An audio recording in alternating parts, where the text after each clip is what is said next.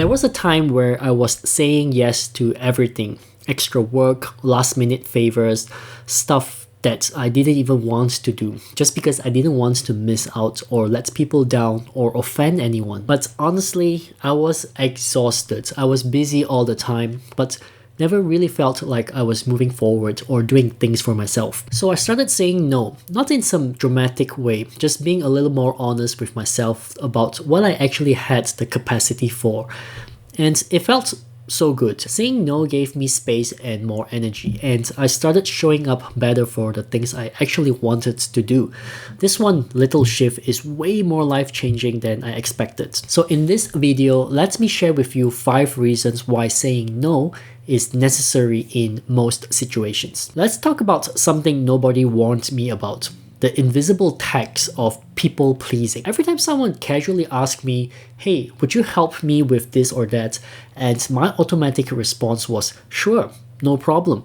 But what I didn't realize was that each of those quick yeses was silently draining my time, energy, and sometimes dreams. Here's what I mean.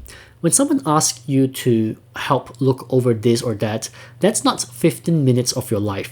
It's an hour of deep focus, plus the mental energy to switch tasks, plus the recovery time to get back to what you were actually doing.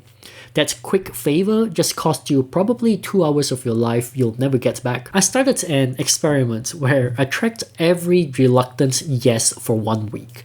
By Friday, I'd committed around 8 hours to things I didn't want to do and didn't align with my goals. That's over 1 full work day every week, or about 52 days a year, spent leaving someone else's priorities instead of my own. What's worse is I realized my reflexive yes was almost always someone else's convenient solution to their problem. And while I thought I was building connections through these favors, what was actually growing inside me was resentment. Every smile plastered on my face while doing something I secretly hated was making me feel more disconnected. When we fail to set boundaries and hold people accountable, we feel used and mistreated.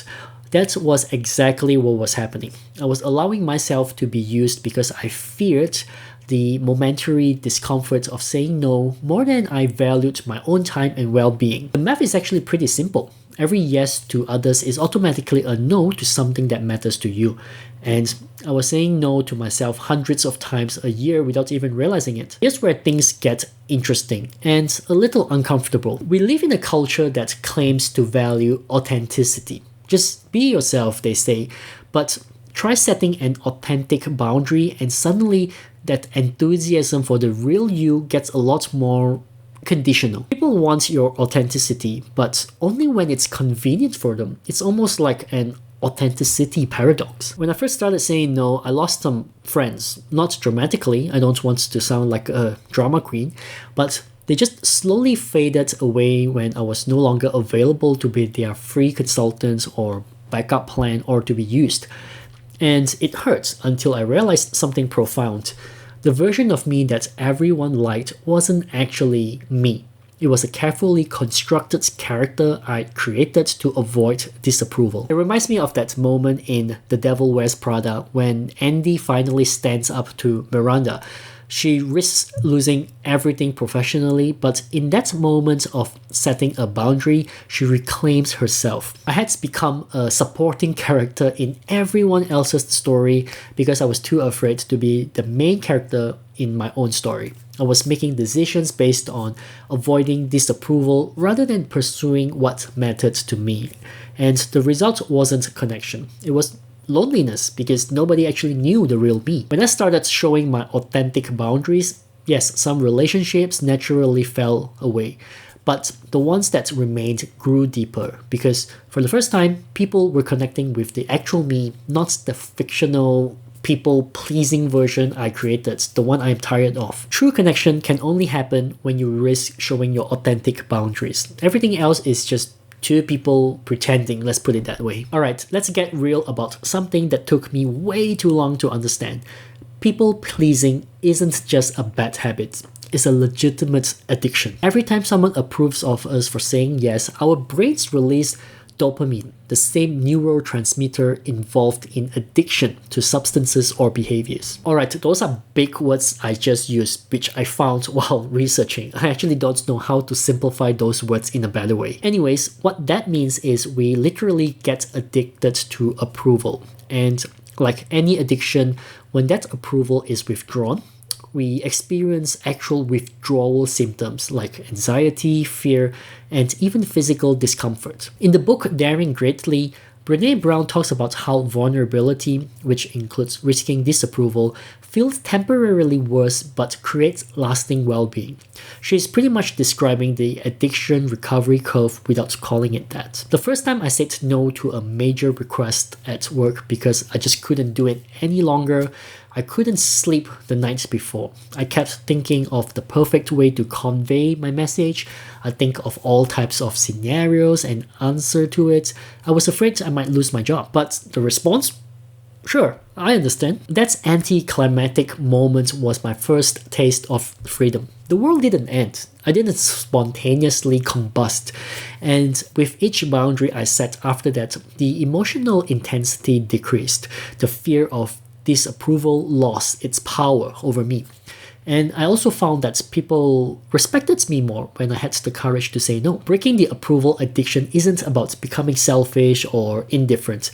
It's about reclaiming ownership of your choices instead of outsourcing your worth to whoever has an opinion about your life. Once I broke free from needing universal approval, I needed a system to decide where to invest my newly reclaimed time and energy.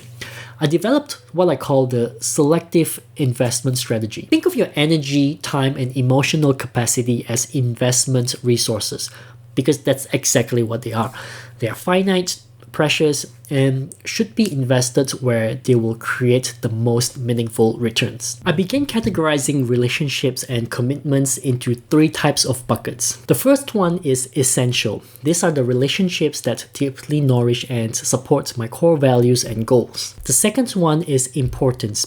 These are relationships that matter but requires boundaries to keep them in proper proportion. The third one is peripheral.